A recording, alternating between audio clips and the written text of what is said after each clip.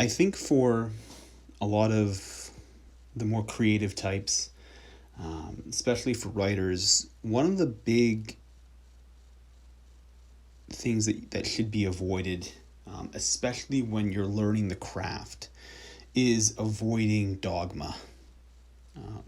Too many people in this process, I think, get very dogmatic about certain ideas and certain rules, and it really does just hamper a lot of your progress along the path. Um, I mean, it's a challenging thing in the sense that as a writer, especially the kind of someone in my position where I'm trying to sort of give advice, it's very, very difficult to avoid it.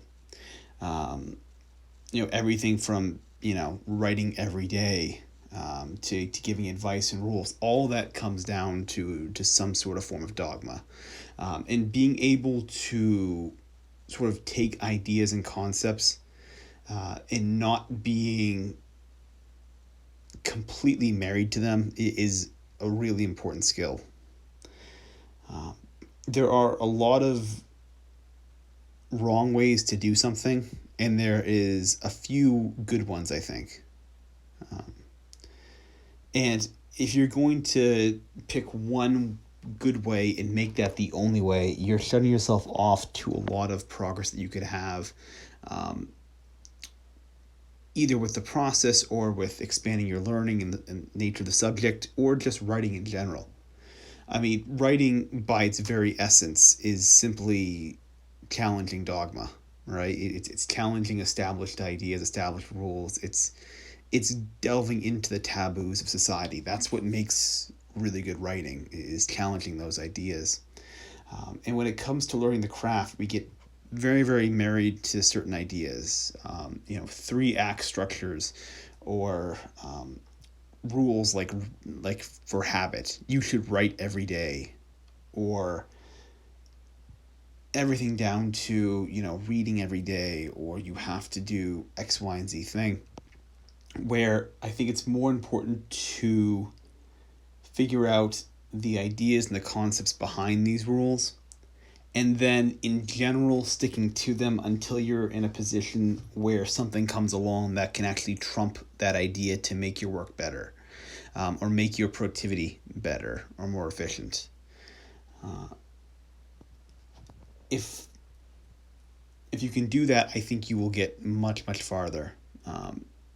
Now, with that being said, I think for the most part, a lot of people, um, who don't even embark upon the path, or who are kind of stuck getting started, would do well to be dogmatic. Um, I think you'd be very well to kind of follow a rule, maybe like writing every day, for example. Even though over the long term, I don't think it's the best path necessarily. I think if you're not doing anything at all, taking the thought process out of figuring these things out and just going, okay, I'm gonna write every day, because it's simple and you don't have to think about it, and you'll get a lot more done than if you're not doing it. That can be helpful. But at a certain point, you need to reassess what you're doing and seeing, is it the most effective way to get something done? Is it the most is it the best way for you? It could be still be a good way, but is it the best thing for you? And is it making the strongest case to make your art better? And so when it comes to the process, when it comes to learning, I would definitely encourage you to try and avoid dogma. Um, at a certain point, reassess what you've learned, reassess all the rules and all the conventions, and see if there's something better. And it's not necessarily just doing it to be a contrarian. It's not necessarily doing it just because you have this cool, innovative way of breaking all the writing rules, in your story. You have a story that doesn't have a 3 act structure. You have a story that doesn't, um, have a consistent point of view. It doesn't have, um, these different elements that are very, very critical to most conventions of writing. To do that is and to challenge that,